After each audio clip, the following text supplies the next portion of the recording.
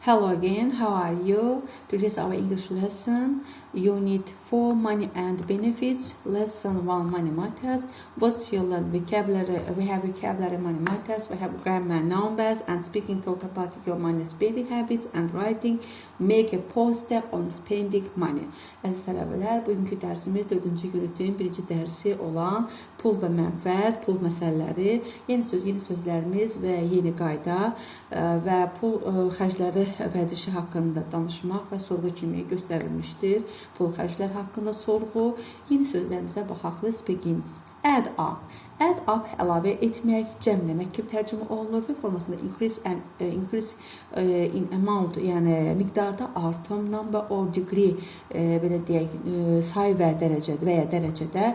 Cellulose hüceyrə və selluloza tərcümə olunur. And insoluble substance which is the main constituent of plant cellulose and of vegetables fibers such as cotton.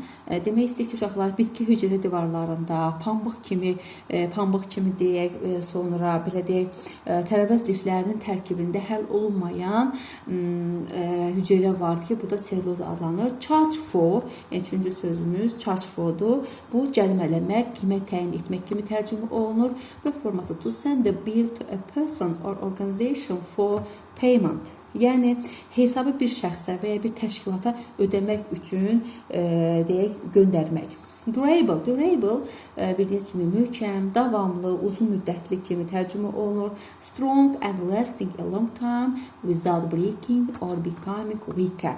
Yəni güclü, qırılmadan, zəifləmədən, uzun müddətli davam edən deməkdir.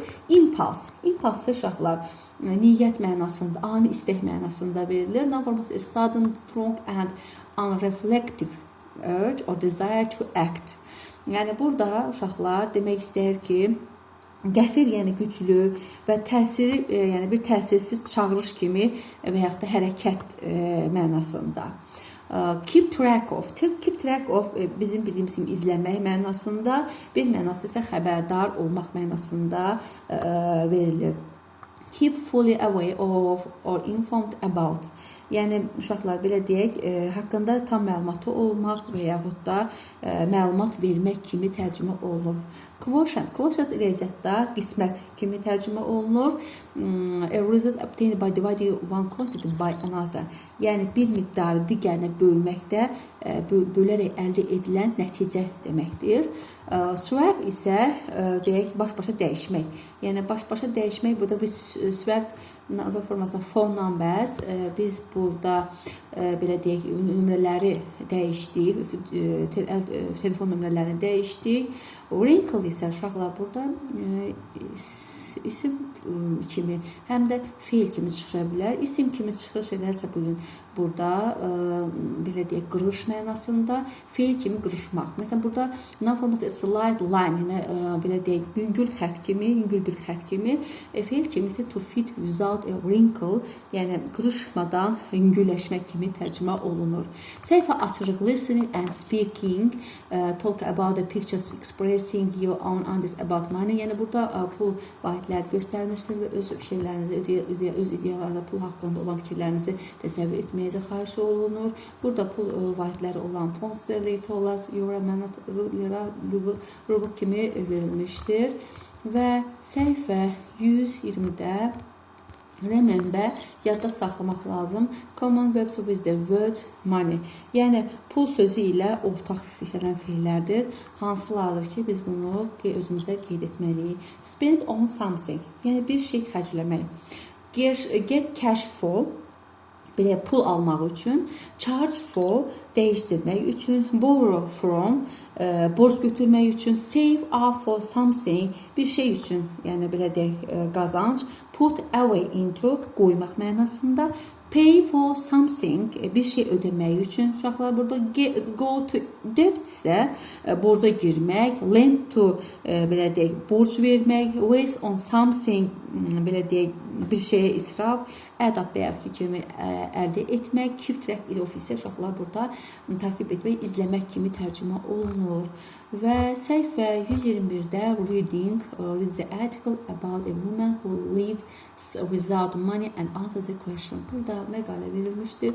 Bu qadın həyatı haqqında pulsuz həyat kimi məqalənin adı belədir və bu mətni xahiş olun sizdən oxub tərcümə edəcəksiniz və burada yuxarıda verilən suallara cavab olaraq dəftərinizə yazırsınız və cavablandıraraq mənim şəxsi nömrəmə yazıb göndərirsiniz. Uşaqlar, bizim qaydamız numbers, onlu kəsirlər göstərmişdir. Burada in English, thousand millions and billions are written with commas. Yəni nömrələrdə burada ingilis dilində minliklər, milyonu, trilyonlar virgül işarəsi ilə qeyd olunur. Məsələn, burada 425 min burada verərsə 425,950, yəni yüzlük və minlikləri göstərmişdir. Burada milyondur, 9 milyon, 9,310,896. Decimal points. What's the decimal points? I want to speak about decimal numbers. Decimal numbers that are written according to their place value. The decimal point is used to separate whole numbers from numbers valueless than 1. And let's going to learn the decimal numbers in English. Decimals are writing with a decimal point. We say numbers to the right of the decimal point individually. For example, 4.75. Məsələn, uşaqlar, burada biz demişdik ki, onluq kəsirlər, yəni o kəsirlərdə olan müəyyən miqdar sayılar tək-tək oxunur. Yəni tamlıq bildirən ədədlər arasında point kimi, yəni işarə qoyulur. O da digər ədədlər kimi oxunur. Məsələn, burada göstərmiş ki, 4,75 verirsə, burada necə verəcək? 4.75 4.75 deyil, 4.75 kimi tək-tək oxunacaqdır. Gəlin burada hazırladığım numbers var, decimals. Uşaqlar, burada 0,5 göstərilmişdir. Biz bilirik ki, bildiyimiz kimi 0 ingilis dilində 3 mənada, yəni Azərbaycan dilindəki 0 sözü ingilis dilində 3 cür oxunur. Yəni 0 burada bir mənası 0, bir mənası o, bir mənası da not kimi oxunur. Yəni o belə deyək, 0 kimi, yəni ixtiyari ədədlərdə o kimi təqdim, telefon kimi istifadə olunur. Not isə kəsir saylarında istifadə olunur. Yəni burada göstərdiyimiz kimi decimal pointdə, yəni burada numbersdə onluq kəsirlərdə 0,5 göstərdiyimiz kimi 0.5 kimi verilir və yaxud da 1 tam verirsə, 175 verirsə, burada verəcək 1.075 kimi tərcümə olunacaqdır. Sonra gəlirik burada 1,1. Uşaqlar, he has the decimal point. Don't call period, don't call dot, it's a point, it's a decimal points.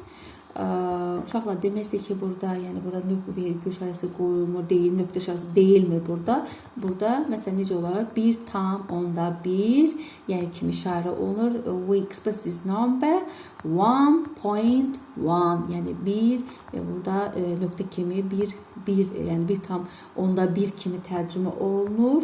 Yəni bu nöqtə deyil, virgül deyil, yəni bunlar belə dövrü deyil. Yəni burada 1,1 kimi ingiliscə tərcümə olur. 1.1, 1.2, 2.3, 6.10 and so on.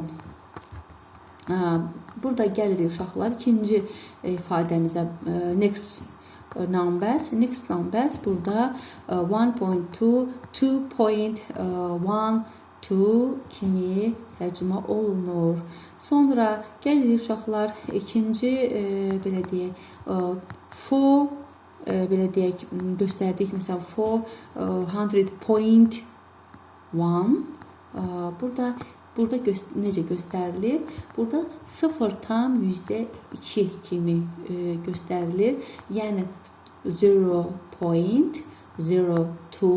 Yəni bəzi ingilislər, yəni bu bəziləri məsələn bunu belə deyək 0,02 və yaxud da 0,02 və yaxud da 0,02 kimi də verir. Yəni bu kimi də iki cür oxunur. Buna baxaq gəlin. We have more numbers. Next numbers, we have more numbers. Burada çox nömrələri vardır. Göstərmişdir 6.033. Yəni göstərilir 3. Yəni tərcümə olunub və sonra verilir. Məsələn, kiçik tərcümə olunub. Biz dedik, deyək 6.033. Yəni həm 0 da verə bilərik, o da verə bilərik. Yəni bunu yadınızda saxlayın.